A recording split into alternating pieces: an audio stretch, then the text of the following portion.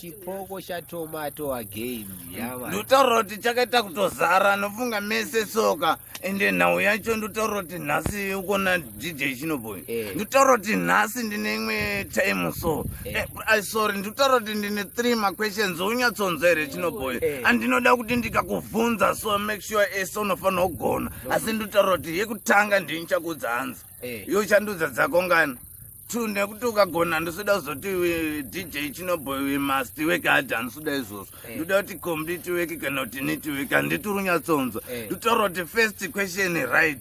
Mwana akafirwa nevabereki anonzi nherera handitika. Handiti wanyatsonza. Ndatotaura ka ko mubereki akafirwa nomubereki wake Chinoboy. Iwe Dara. Inopindurika anza. Aiwa ndotoro tinanza irege opindurika. Airege opindurika ndotoro. But nai boys, pana anogona yekuipindura question yawo mana. Aiwa isimbori hombe ndotoro kanza kacho kakaziva so kapisi so. Anenge akundikana anotoro ndakundikana nekuti inini Chipoko ndatadza. Watadza ka. Ndotoro kuti alright ipapo homework. Katemesa musoro. Mira namba yekupedzesera Chinoboy. Alright anditati watadza kuti mubereki akafirwa nomubereki wake anonzi chii. Ko mwana akafirwa wabereki anonzi chii. Tamboti uyu mwana akafirwa nomubereki anonzi nherera. Ko akafirwa wabereki. Musatitemese musoro inaitadza ina. Aiwa ndotoro Euja. Muiziye here Euja.